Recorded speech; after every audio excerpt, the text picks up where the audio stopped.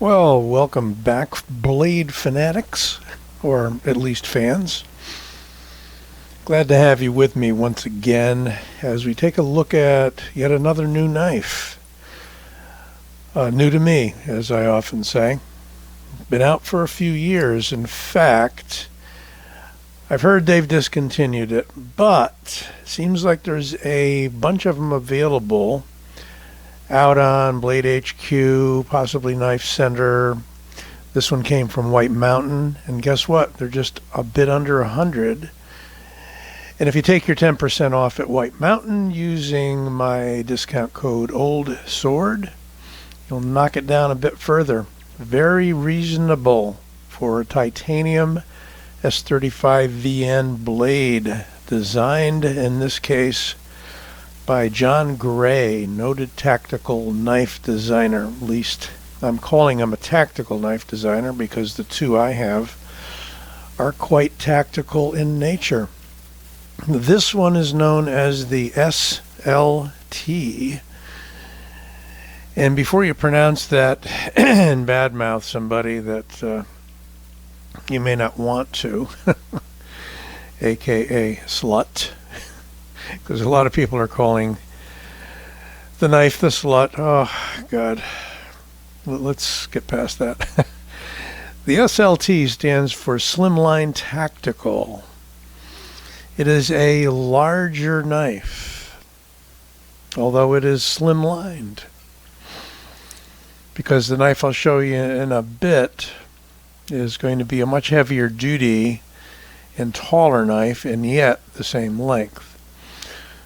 So this is interesting for a few reasons.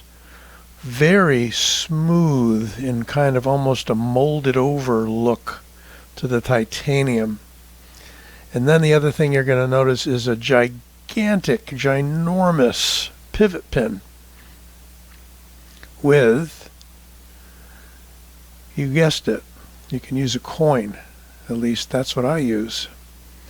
You could use a flat bit screwdriver, could use a very large Phillips, but I find the best thing, because these are kind of dished out, these are rounded at the bottom, is to use a coin. It fits in there perfectly, a quarter, exquisitely. So one way to adjust that pivot. But yeah, he likes his oversized pivots for sure, and even acts as kind of an over travel stop here, it would appear. There's your hardened steel insert, and pretty strong, firm action on the, or tension on the lock bar. It is a frame lock folder, has an interesting clip. So although these gray and silver ones with the stonewash on the blade are coming through under 100 now, the blue anodized version, which is exactly the same knife with kind of a bronze anodized clip and a light blue anodized handle, are going for 200 and 210 when you find them. So that's crazy. Double the price for a anode knife. This one, you've got a lot of potential here for either anodization or texturing.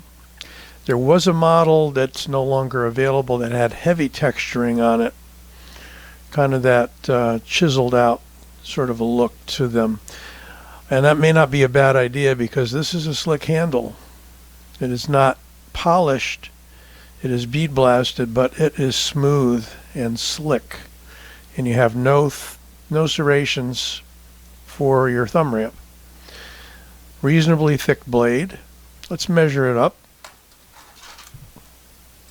So we've got an overall of 8.5 inches. We have a blade length of, going to call it 3.6.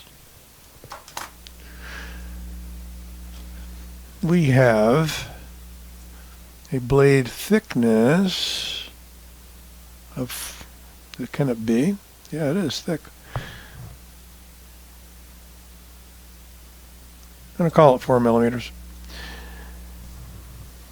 And let's not grab the clip like I did for another knife. 0.52 inches thick in the handle, not bad. And close it up for this operation. It is a not light 5.78 ounces. We're going to call that 5.8 ounces. No weight relieving on these. It's a very solid, dense feeling. You know it's in your hand, sort of a knife. Take another tour around. It's got a nice, almost a spear point drop point to it.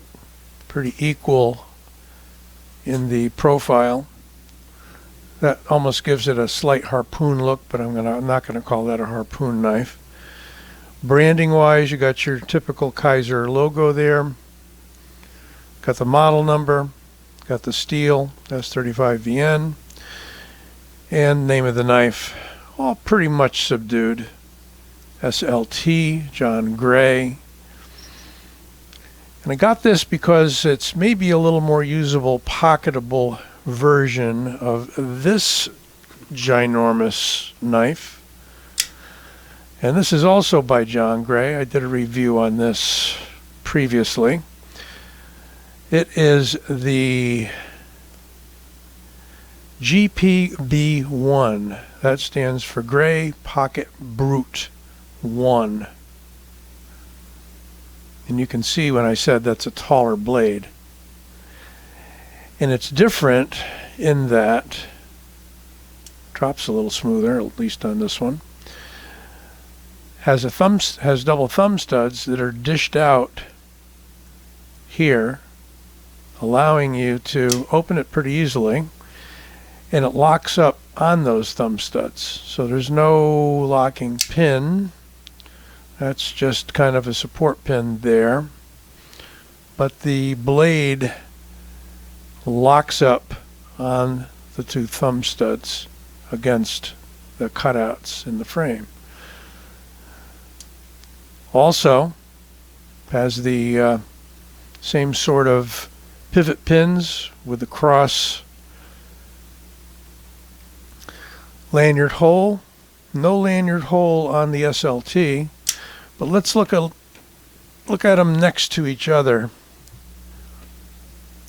I was thinking when the SLT was going to come in that it was going to be a shorter, smaller knife, but it is not. It's exactly the same length as the GPB1.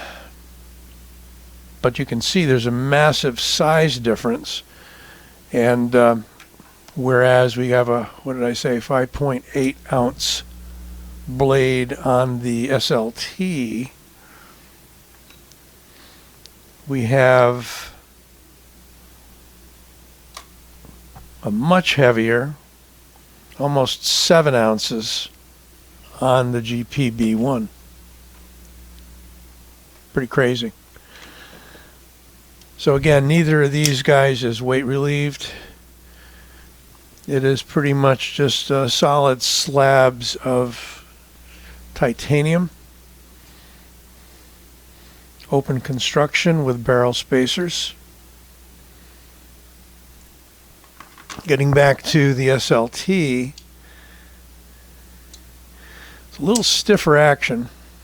I think it's going to take some breaking in. Loosened it, oiled it. If I loosen it very much at all, the blade goes off center. So I'm not going to mess with it much anymore. I mean, it fires beautifully, nice detent.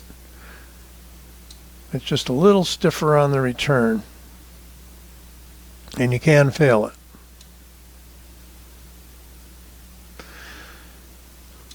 Because of that stiffness, I think. It's holding it back a little. But you just light switch it, and it goes. No problem. Meant to be kind of a tactical knife, so I can see how it'll work in point up, point down position. Again, it's slick. I mean, it really begs to be textured. Might might send it out to one of those modders and have some texturing put in there, I think it'll look very cool while at the same time being functional. Let's take a look at it next to one of the usual comparisons. Here's the Griptilian. So it is longer, both in the blade and overall, than the Griptilian. And let's bring out the Rat 1 from Ontario. And there we have the same size knife in length. Way different shaped blade. A little taller blade on the SLT. More narrow on the Rat 1. And yet, one last tour around. Again, pick them up while you can for under $100. Great looking knife, great feeling knife, nice action, quality materials for under $100. Hard to beat. So that is the Kizer SLT, designed by John Gray. Hope you enjoyed it. Don't forget to give it a like and subscribe.